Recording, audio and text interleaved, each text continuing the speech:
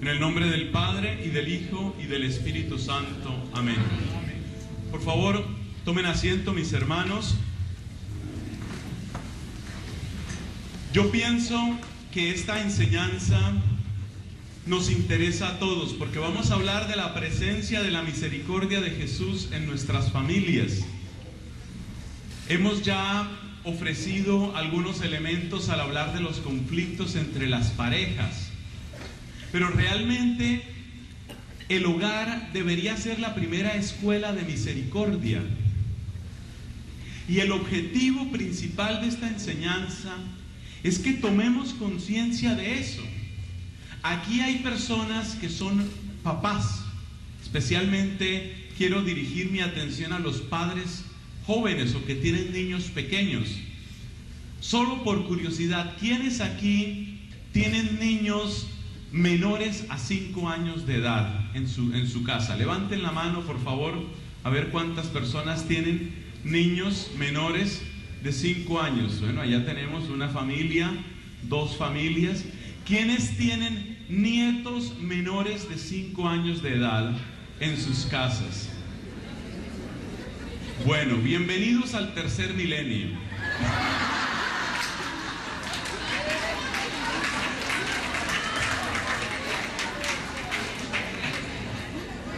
Es muy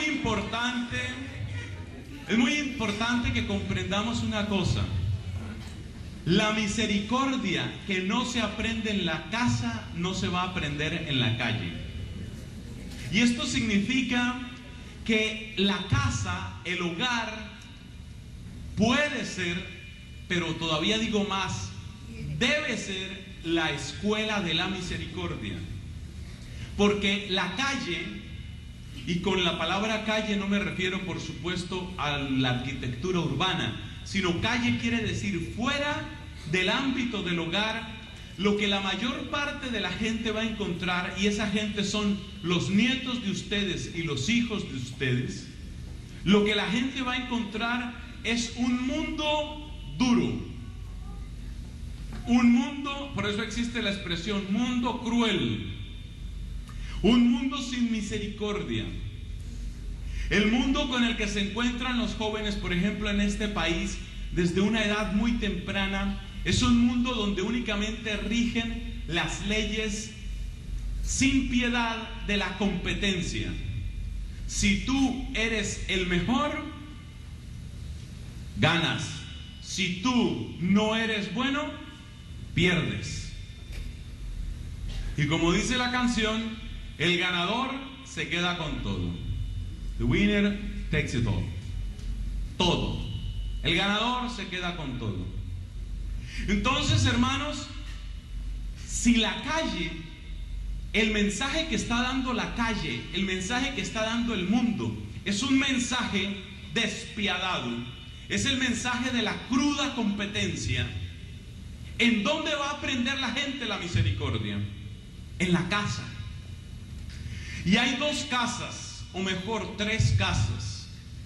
Hay una primera casa donde Dios quiere llegar a vivir, que es el corazón humano. Hay otra casa, que es el sentido usual de casa como hogar. Y hay otra casa, que es la casa de la iglesia, es decir, nuestra parroquia. En esos 3 lugares, en la casa de tu corazón, en la casa de tu familia y en la casa de tu fe, en esos lugares es donde se puede aprender la misericordia. La misericordia no se aprende en la calle. Las personas que se sienten expulsadas de la casa, o las personas que se crían silvestres, sin papá, sin mamá en la calle, sabemos cómo se crían, sabemos cuántas falencias, cuántos vacíos tienen esas personas. Muchas veces encontramos que la gente que comete grandes crímenes son personas que tienen unas fallas, unas deficiencias afectivas muy profundas en su casa.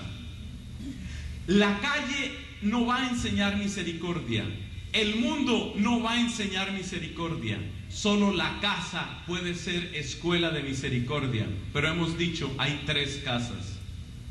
Y de esas 3 casas yo aquí voy a referirme al hogar. es decir, papá, mamá, hijos, pero también abuelos, parientes, amigos. Podríamos hablar de la casa del corazón, pero las otras predicaciones de la misericordia se refieren a eso, recibir a Jesús en el corazón. Podríamos hablar, y vamos a hablar en otro momento, sobre lo que es la iglesia como casa, pero ya a eso también ha hecho referencia la predicación de Juan Carlos cuando nos dijo la misericordia y la comunidad. Entonces el énfasis en esta enseñanza particular es tu hogar como escuela de misericordia. Ese es el propósito. Y es algo en lo que la gente no piensa o no suele pensar, digámoslo más suavemente. Cuando están muy enamoraditos, el chico y la chica están muy enamorados, muy de la mano, muy se gustan mucho, abrazo va, abrazo viene, y se quieren mucho, y yo te quiero, tú me quieres, tú me gustas, yo te gusto, y nos vamos a casar. Si uno detiene ahí la película y le dice, venga para acá, jovencito, ¿usted se va a casar? Sí, me voy a casar. ¿Por qué se va a casar? Porque yo quiero que haya una escuela de misericordia. Eso es lo que no responde la gente. La gente, la mayor parte de la gente ni siquiera piensa en esto. Y por eso esta enseñanza, para que tomemos conciencia, mis hermanos, tomemos conciencia que si no aprendemos misericordia en la casa, ¿en dónde la vamos a aprender? ¿En dónde? Formar un hogar es formar una escuela de misericordia. Necesitamos esa clase de enseñanza. El mundo la necesita, pero el mundo no la da. Eso no se puede aprender en la calle. Cuando los chicos llegan a su college, usualmente ya es demasiado tarde para empezar a aprender lecciones que deberían haberse recibido en la casa. ¿Qué tenemos entonces hasta ahora? Primero, que necesitamos de la misericordia. Segundo, que necesitamos escuelas de misericordia. Tercero, que esa misericordia, si se va a aprender en algún lugar, es en la casa. Entonces la pregunta es, ¿cómo puedo yo transformar mi casa en una escuela de misericordia? ¿Cómo puedo aprender? ¿Y cómo puedo transmitir ese mensaje? Más que dar una receta, empecemos describiendo algunas escenas en las que esa misericordia se hace presente. Resulta que los papás y los hijos van a visitar al abuelo enfermo. A los niños pequeños, les impresiona mucho encontrar personas enfermas. Hay que llevar a los niños a que estén en contacto con la realidad de la enfermedad. Por supuesto, tomando las precauciones normales. Depende de qué clase de enfermedad tenga el abuelo. Pero ¿qué pasa muchas veces?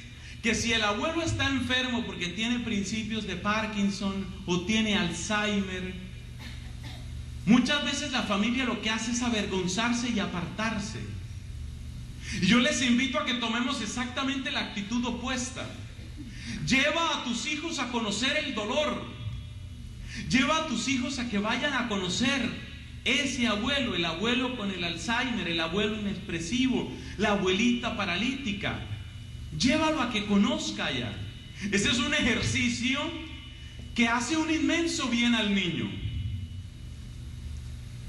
Una escuela de misericordia no es tanto que el papá siente a los hijos, a cada uno en un pupitre, y ponga un tablero y diga, bueno, mis hijos, lección número 1, tomen apuntes. No es tanto un discurso que se aprende. La escuela de la misericordia es el conjunto de experiencias por el cual tú llevas a las personas que amas, por ejemplo a tus hijos, tú llevas a tus hijos a conocer el dolor y la medicina de amor para el dolor. ¿Cuántos niños tienen esa experiencia? resulta que como las familias lamentablemente se vuelven cada vez más pequeñas y más aisladas, ¿no? No es el caso siempre, pero muchas veces pasa eso. La familia se vuelve demasiado pequeña, encerrada en sí misma. Nosotros, nuestros planes, nuestras vacaciones, nuestros estudios, nuestra diversión, nosotros aquí encerrados. Se nos olvida que hay una cantidad de gente en la familia. Entonces aquí viene una primera aplicación práctica. La escuela de la misericordia es: llévate a tu hijo, llévate a tu hija a ese lugar. Pero ahora se pregunta uno, ¿y tiene que ser una persona de la familia? Y la respuesta es no necesariamente. Llévate a tu hijo a un lugar donde pueda conocer y donde pueda presenciar el dolor junto con el amor. Porque allí donde hay dolor y hay amor haciendo algo por aliviar ese dolor, ahí está sucediendo la misericordia. Lleva a tus pequeños allá. Los papás son felices llevando a los hijos a los lugares llenos de color, llenos de música, buena comida, buen descanso. Eso lo necesitan los niños. Pero los niños también necesitan la otra experiencia. Hay que llevar al niño al otro lugar, el lugar que de pronto no huele bien, el lugar donde de pronto el niño sale con algunas preguntas. Hay que hacerlo con mucha pedagogía, pero por favor hay que hacerlo. Y sobre esto quiero contarles dos historias. Resulta que en una cierta familia, por eso hablo de Alzheimer y Parkinson y este tipo de enfermedades, en una cierta familia, el abuelo padecía de un Alzheimer ya bastante avanzado, estaba confundido, despistado ya de esas personas que no saben bien dónde están. Y él vivía no lejos de la casa de uno de los hijos, y este muchacho, este señor ya era un hombre y tenía su propio hogar, y este señor cada vez sentía más pereza de ir a visitar a su papá, que estaba tan enfermo y que estaba tan desconectado de la realidad. Y entonces él muchas veces se preguntaba: ¿y yo para qué voy allá si él ni siquiera me reconoce? ¿Qué sentido tiene eso? Iba llegando el tiempo del invierno, la temperatura iba bajando, y una de las características de estos enfermos es que se descuidan mucho a sí mismos. Entonces este señor no se abrigaba bien, por ejemplo, era una de las cosas. Él no se abrigaba bien, estaba mal de ropa realmente, necesitaba una frazada, necesitaba una cobija, una de esas cobijas térmicas, o bueno, por lo menos una buena cobija, ¿no? Pero el hijo de él, el que vivía cerca, cada vez más metido en sus negocios y cada vez luchando más por ser el éxito. Quiero ser un hombre de éxito y un hombre de dinero y un hombre, quiero ser un vencedor. Y él, que quería ser un vencedor, cuando iba donde el papá y no encontraba ni qué hablar con ese viejo ausente, él decía: pues yo qué voy a hablar con él. Él se sentía un perdedor, y como la mentalidad del mundo es que uno tiene que ser un vencedor, entonces él no encontraba qué hacer allá donde el papá, y cada vez se apartaba más de ese papá enfermo, de ese papá anciano y distante, ausente por su enfermedad. Bueno, y iba avanzando esto del invierno, y un día le dice la esposa, mira, tenemos que llevarle era una conversación ahí en la sala de la casa, y le dice la esposa: mira, tenemos que llevarle una buena cobija a tu papá está mal, él, no sé qué pasa con esa calefacción en la casa de él, pero él no se está cuidando bien, está muy mal. Y este hombre, apenas le mencionaban el papá, como su mente estaba puesta en hacer dinero, y como su mente estaba puesta en tener éxito, y su mente estaba puesta en ser el mejor ejecutivo, gerente, poderoso, exitoso del mundo, entonces el tema del papá le daba pereza. Y entonces le dice la esposa: pero tenemos que ir, tenemos que sacar un tiempo, y ¿por qué no vamos hoy? Vayamos hoy antes de que bajen más esta temperatura, vamos allá donde tu papá. Y este hombre como haciendo mala cara y como diciendo que voy a perder yo mientras voy allá 1 hora y media de vuelta, se me va toda una tarde, yo en una tarde alcanzo a hacer 4 o 5 buenos negocios. Y mientras él hacía su mala cara, la esposa le insistía, y finalmente entonces él, más como por quitarse de encima a la esposa, le dice: bueno, está bien, a ver, saquemos algo, consigamos algo que haya por ahí. Y le dice a uno de los hijos que estaba ahí: oye, hijo, mira, ve allá y consigue una de esas cobijas grandes, vamos a llevar algo allá para mi papá, tú sabes cómo es esto, y salgamos de eso hoy. Y al rato volvió el hijo, pero se demoró mucho. ¿Y por qué te demoras tanto?, le pregunta el papá al hijo. ¿Por qué te demoraste tanto? Y dice el hijo: porque estaba preparando la cobija, papá. ¿Preparando la cobija? ¿Qué tienes tú que prepararle una cobija? Y dice él: es que tuve que partirla por la mitad. ¿Y por qué partiste por la mitad la cobija? Y dice: pues la mitad para mi abuelito y la otra mitad ya la dejé lista para ti.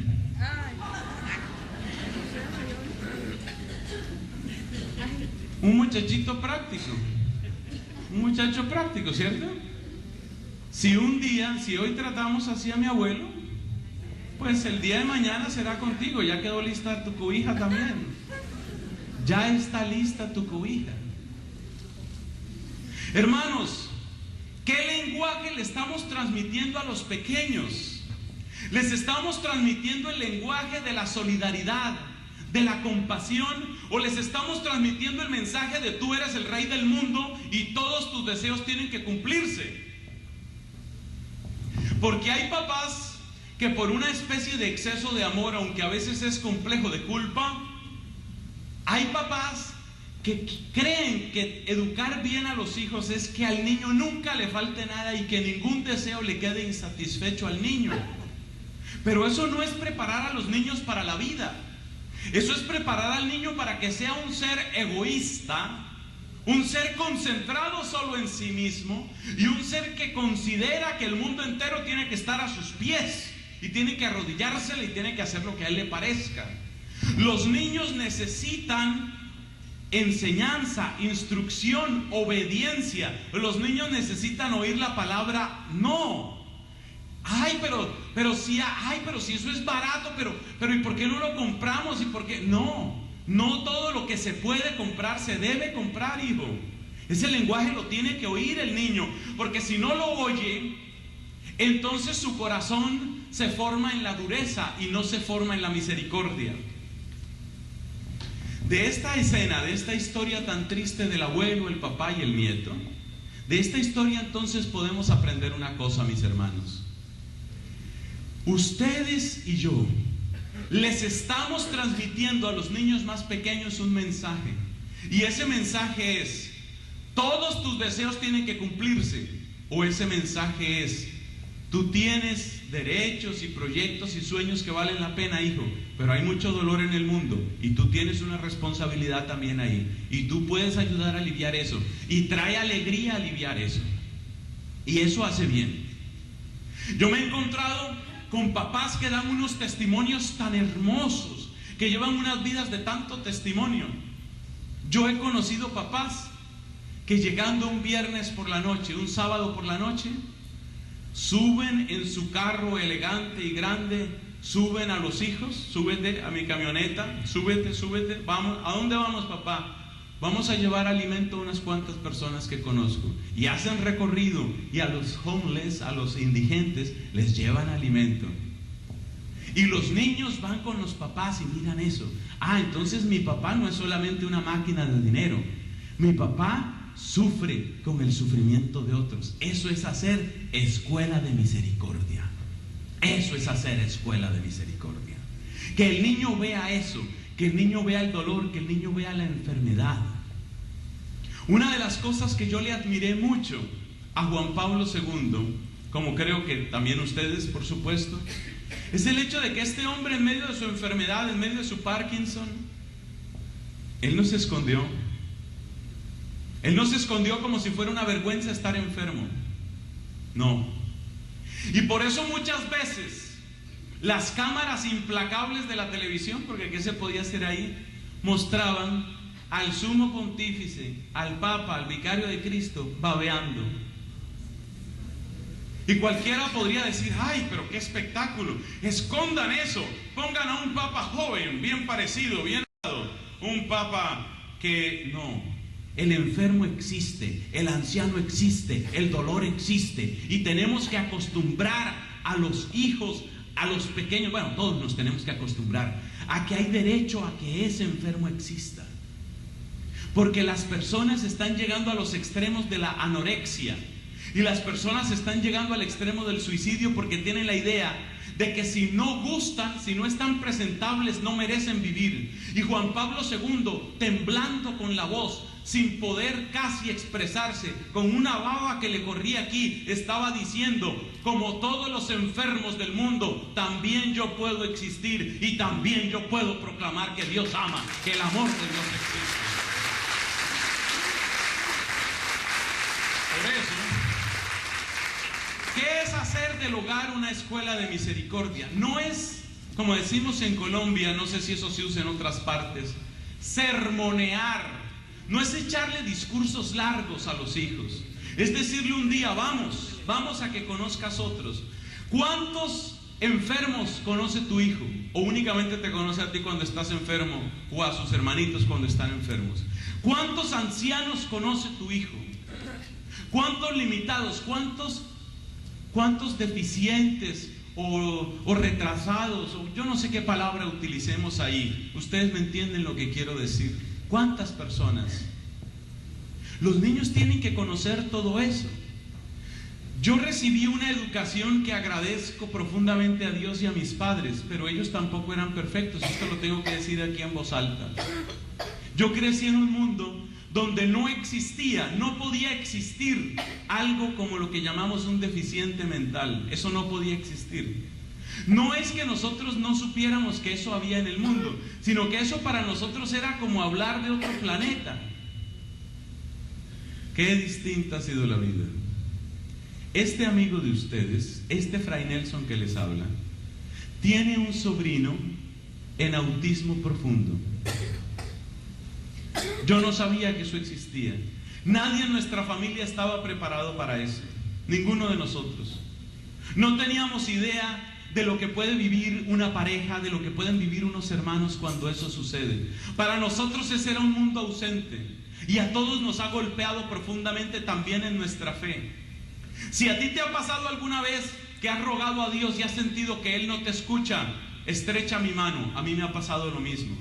Tú no sabes lo que se siente, o tal vez sí lo sabes, cuando uno es hasta famoso y es hasta un personaje y uno clama a Dios, Señor, te pido, te suplico, Señor, por tu amor, Señor, por tu amor, y no hay un milímetro de mejoría en la persona que uno ama, en este caso en mi sobrino. ¡Qué enseñanza tan dura! Pero yo hoy bendigo a Dios por esa enseñanza. ¡Qué enseñanza tan dura la que Jesús nos ha dado a través de ese niño! Esas personas para nosotros nunca existían. Eso no. Nuestro mundo era un mundo perfecto. Y yo les digo a ustedes, si aman a sus hijos, no los hagan crecer en un mundo perfecto. En esos mundos perfectos, entre comillas, muéstrenles a sus hijos que existe el autismo, que existe el síndrome de Down. Muéstrenselos a sus hijos y que aprendan a no discriminar y que aprendan a querer, porque cada vez que alguien mira mal o voltea la cara o discrimina a mi sobrino, yo siento una puñalada en mi corazón, hermanos. Y por eso me duele que se discrimine, me duele que se maltrate. En los hogares tienen que volverse escuelas de misericordia, pero esos no son discursitos, esos son experiencias, y el niño tiene que llevar allá. Una de las cosas que yo le agradeceré toda la vida a la gente del grupo de oración Espíritu Santo, donde renació mi vocación sacerdotal, y sin ese grupo yo no estaría aquí predicándoles a ustedes. En ese grupo una de las cosas que aprendí fue esto. Porque a nosotros cuando nos llevaban, cuando íbamos en misiones o en distintas ocasiones a llevar ayuda a ancianatos, no escogíamos, o las personas que organizaban eso, no escogían el ancianato limpio, perfecto, no. Vámonos allí donde hay necesidad. Y les voy a decir algo que tal vez es una vergüenza mía, pero lo voy a decir aquí. Lo primero que a mí me impresionó fue el olor a orina. Eso fue lo que a mí me impresionó. Porque el mundo en el que yo vivía era un mundo donde nadie se orinaba. Claro, las cosas hay que decirlas por su nombre. Y entro allá y encuentro un olor penetrante a amoníaco y a orina. Y mi primer impulso es: yo no voy a aguantar esto, porque era un ancianato pobre. Nosotros no escogíamos en ese grupo de oración, no escogíamos los ancianatos ricos, sino se busca el que sí necesita, el que sí necesita. Y el que sí necesita huele mal. Ese huele mal, porque no se puede asear bien, porque si se orina en la ropa. Y no hay quien le esté cambiando todos los días. Ir allá, pero ese bendito olor de orina vieja impactó profundamente mi corazón. Porque yo en ese momento, ¿quién era? Era un universitario feliz en mis estudios, la vida me sonreía, buena salud, unos resultados académicos sencillamente sobresalientes para la gloria de Cristo. Yo estaba becado, yo no tenía que pagar un centavo en mi universidad por los altísimos resultados académicos, promesa de unos estudios de posgrado en Europa pagado por el gobierno de mi país. Es decir, yo era el chico perfecto. Pues el chico perfecto no sabe qué hacer con un anciano triste y orinado. Pues el chico perfecto tiene que aprender que su mundo perfecto es una farsa. Y el chico perfecto tiene que aprender que mientras haya alguien sufriendo en soledad, hay tarea para todos nosotros, hermanos.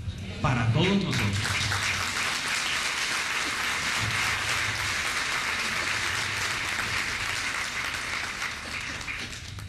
Dice el Evangelio según San Lucas capítulo 6, que la gente se le echaba encima a Jesús. Se le echaba encima a Jesús. Y esa gente que se le echaba encima eran ¿quiénes? Los enfermos y los leprosos y los pobres y los apestosos. Esos eran los que se le echaban encima a Jesús. Y los que escupieron a Jesús, y los soldados que torturaron a Jesús, y los que abrazaron a Jesús, y hasta el Simón de Cirene que volvía del campo. ¿A qué olería el hombre? Esos son los perfumes de Cristo. Esos son los perfumes de Cristo. Entonces esta escuela de la misericordia es una cosa tan concreta y tan real. Hermanos, necesitamos eso. Y ustedes dirán: ay, pero mi hijo se va a llenar de inquietudes y de preguntas y de pesadillas. Depende de cómo hagas las cosas. Hay que tener una prudencia. Aquí no se trata de volver locos a los chiquitos, no. Pero tú muéstrales algo y luego conversa con el niño. Y el niño, si te ama y tú lo amas, y yo sé que ustedes aman a sus chicos y a sus nietos, el niño te hará preguntas. Ay, papito, ¿y por qué ese señor olía tan feo? Porque él, como está enfermo y como está anciano, a veces no puede ir al baño y por eso se orina en la ropa. Ay, papito, y tú deja que el niño te haga todas las preguntas hasta que él llegue a la única conclusión posible. Si nuestra sociedad no mira con más atención y con más amor a los pequeños y a los pobres y los pobres se hunden. Y esa es una gran lección. Pero la más maravillosa lección, ¿sabes cuál es? Que el niño descubre que él no es el centro del mundo. Eso es hermoso. Que el niño descubra eso, que el niño se haga consciente de eso. De por Dios, si ustedes aman a sus nietos, no permitan que esos chiquitos, que esas chiquitas se consideren los reyes del mundo.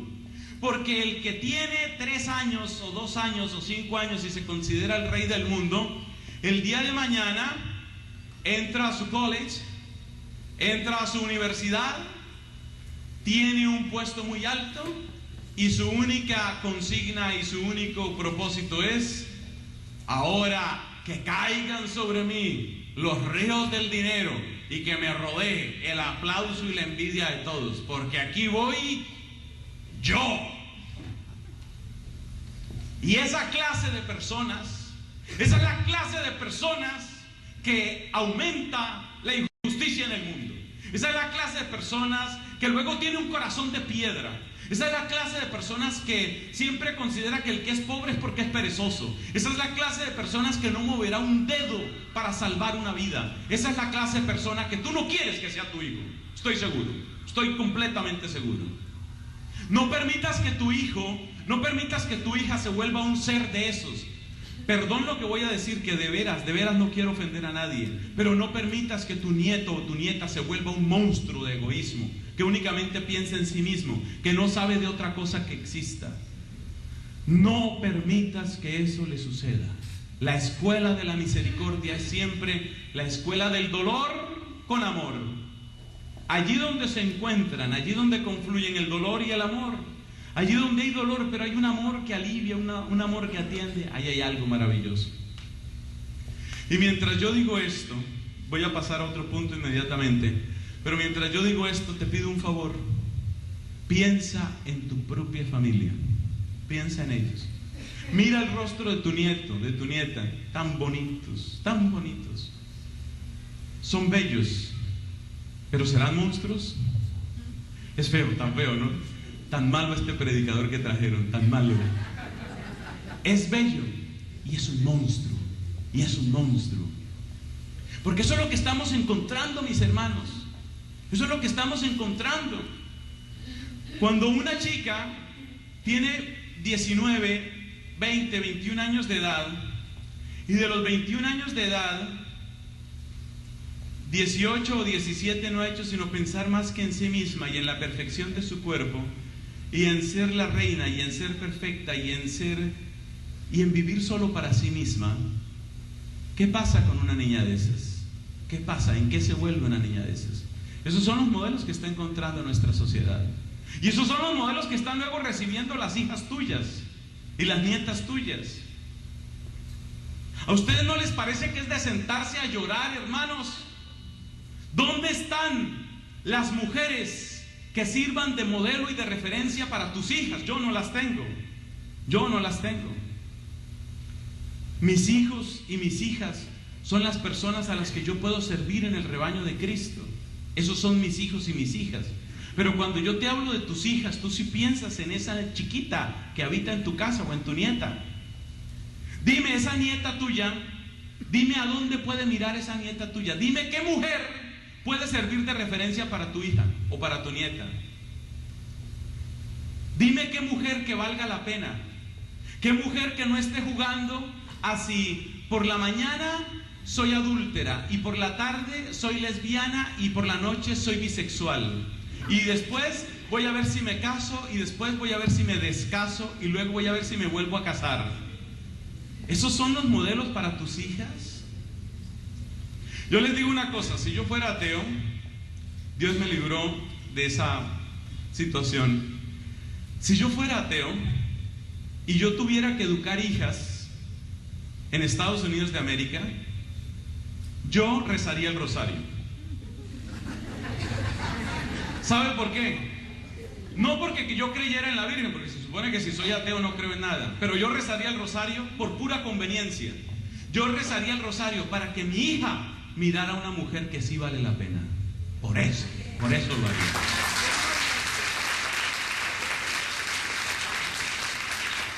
¿A ustedes no les parece muy triste que las mujeres a las que tienen que mirar las hijas de ustedes son esa clase de mujeres llenas de traumas ellas mismas, con una psiquis tan retorcida?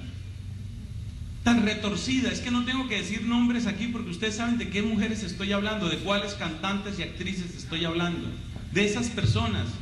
¿Ustedes no les parece muy triste que no haya otras personas sino esas personas? Por eso es muy importante que las hijas de ustedes conozcan la biografía de la Madre Teresa de Calcuta. Es muy importante. Ay, pero ¿qué van a buscar una monja? Pues bendito Dios, que vayan y que miren que el amor no es simplemente ir a revolcarse en 4 camas elegantes en Nueva York. Que sepan lo que es el amor, que sepan lo que vale la pena. Porque si tu hija no sabe encontrar el amor en el ejemplo de las santas, y entre ellas la Santísima Virgen María, si tu hija no sabe encontrar ahí lo que es el amor, entonces va a buscar el amor en el otro modelo. Y el otro modelo es: no sé si en este momento estoy medio bisexual o divorciada, no lo tengo claro, estoy en conflicto. Eso es lo que quieres para tu hija. Si yo fuera ateo, rezaría el rosario de rodillas: venga, mi hija, míreme para acá, mire para acá. Si yo amo a mi hija, ay, por Dios, si yo amo a mi hija aunque yo no crea. Pero por supuesto tenemos infinitas razones para creer y para amar. La escuela de la misericordia es esa. La escuela de la misericordia en el fondo es aprender a buscar el verdadero bien para los que tú amas. Santo Tomás de Aquino, cuando se refiere a la verdadera amistad, dice: la verdadera amistad se caracteriza porque sabe buscar el bien para el amado. Y en ese sentido yo te invito a que seas verdadero amigo y verdadera amiga de tus hijos y de tus nietos. Y como vi que había tantos abuelitos y abuelitas acá, porque eso ya quedó comprobado, ya no pueden decir que no. Ya eso quedó comprobado. Como ya eso quedó comprobado, que tenemos aquí tantos abuelitos y abuelitas, y por favor, levanten la mano las bisabuelas, por favor. Ahora, por favor, muy bien. Ahora, levanten la mano las mamás de estas bisabuelas, por favor.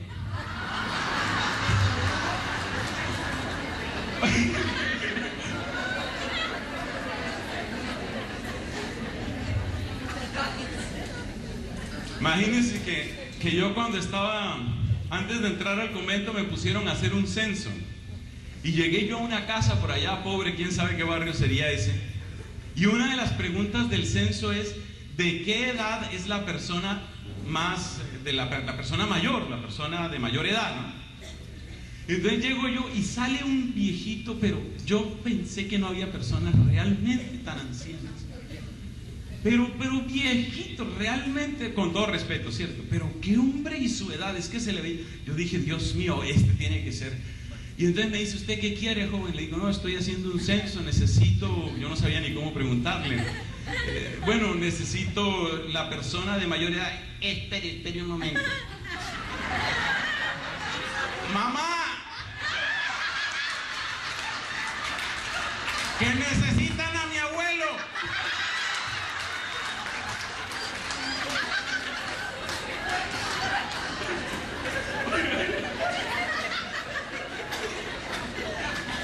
Oiga,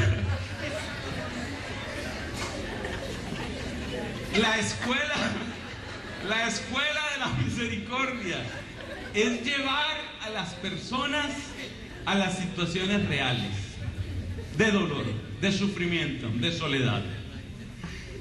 ¿Cuáles son las condiciones para que esas visitas den fruto? 3, muy chiquitas, muy chiquitas. Primera, es necesario que tú le expliques a tu hijo qué va a haber allá. Tú no puedes tomar a tu hijo y llevarlo a un lugar donde hay personas autistas a que el niño se te traumatice para el resto de la vida. Tú tienes que darle unas pistas, tienes que prepararlo. Tú le dices: vamos a ir a un lugar muy especial, tú tienes que saber que hay niños que tienen ciertas características, tal y tal. ¿Y por qué vamos allá, papá? Porque yo tengo amigos allá, son personas que yo quiero y creo que es importante que hagamos el bien a esas personas. Primero hay que prepararlo. Segundo, hay que permitir al niño que tenga las respuestas emocionales normales. Algunos niños, sobre todo si son un poco pequeños, a veces pueden asustarse, a veces pueden llorar. Tú permítele al niño que tenga su expresión, no te escandalices, tampoco lo sobreprotejas. Jesús también lloró por el dolor humano, así que es importante que el niño tenga su expresión emocional. Y tercer punto importante, es fundamental que después de que eso suceda, tú converses varias veces con el niño hasta que estés seguro de qué fue lo que quedó en la mente y en el corazoncito de él. Tienes que hablar con él y, en la medida de lo posible, repetir la experiencia hasta que el niño mismo o la niña misma descubra la alegría de dar, la alegría de compartir, la alegría de amar con A mayúscula. Pero esa es solo una de las expresiones de la misericordia, de la escuela de la misericordia. Hay otra que es muy importante. ¿Cómo hemos descubierto la misericordia de Jesús la mayor parte de nosotros? A través de nuestras propias historias de dolor y de pecado. Por eso, cada vez que en la casa alguien dice la palabra maravillosa, casi iba a decir palabra mágica porque es como si fuera mágica. Cada vez que alguien en la casa dice la palabra maravillosa, mira, discúlpame, cada vez que eso sucede, está sucediendo una lección de misericordia en los niños. Si hay algo importante que todo niño tiene que aprender, es que todos nos equivocamos y que todos tenemos el deber hermoso de pedir unas disculpas y de reconocer que nos hemos equivocado. Los niños que aprenden que se pueden equivocar, entre comillas, que tienen ese derecho, entre comillas, de equivocarse, pero que también es necesario pedir perdón, que también es necesario arrepentirse, disculparse y hacer algo por sanar la situación, son niños que entienden profundamente el mensaje de Jesús de la misericordia. La lección de la misericordia es también eso, que el niño aprenda a pedir perdón, que el niño aprenda a disculparse. Y eso muchas veces sucede ahí dentro de la misma casa.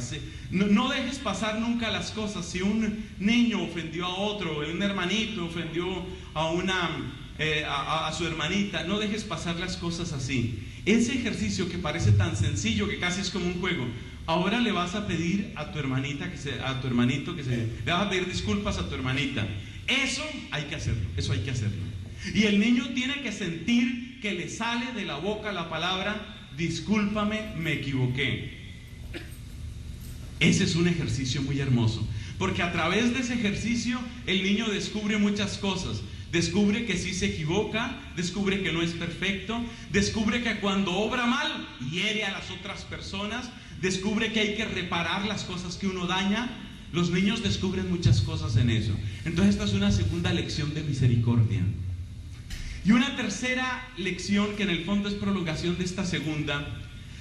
Por favor, practiquen su devoción, practiquen su amor a Dios delante de sus hijos. Háganlo, háganlo. Los niños tienen que ver eso.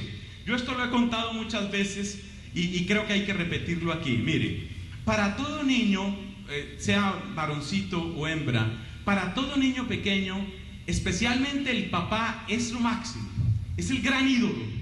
El papá es lo último, mejor dicho, es Dios, entre comillas.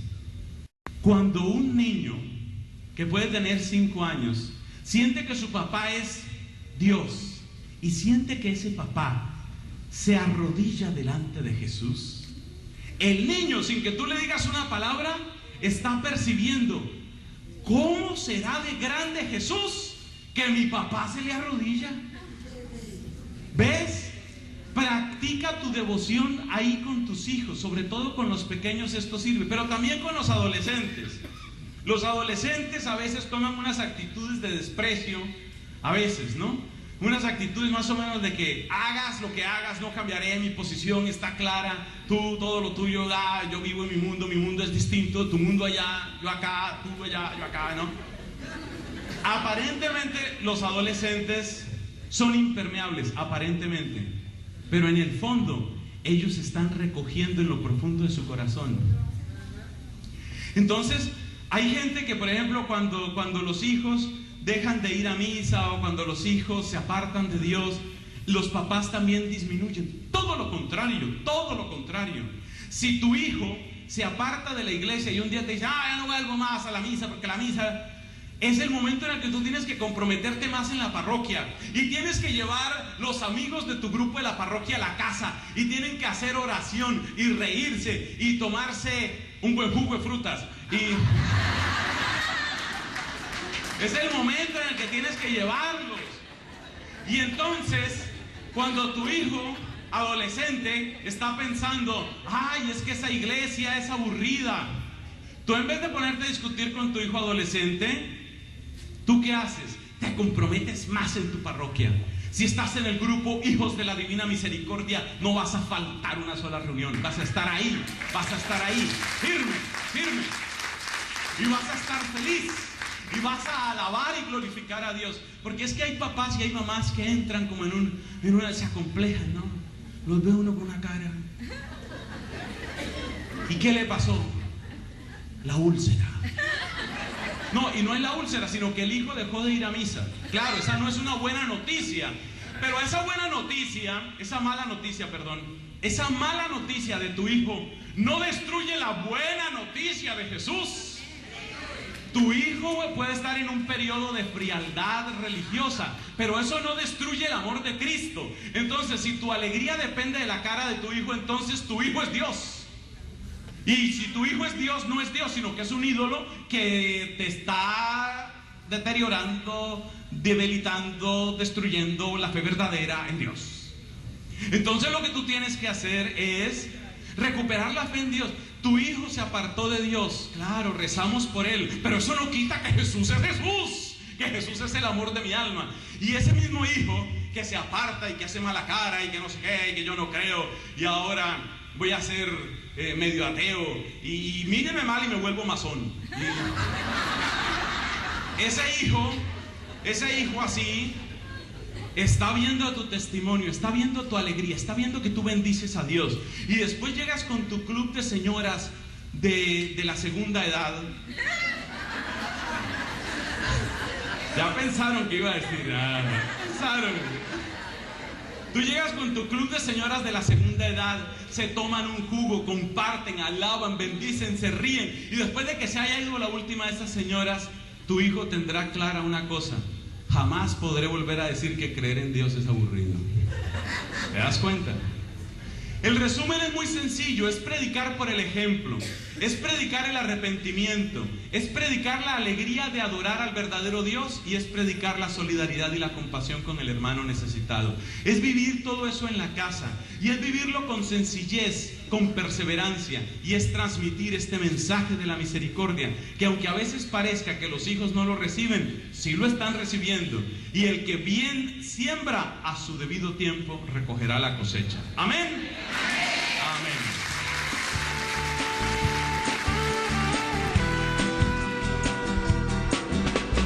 Ciertos momentos difíciles que hay en la vida, buscamos a quien nos ayude a encontrar la salida. Aquella palabra de fuerza y de fe que me has dado me da la certeza que siempre estoy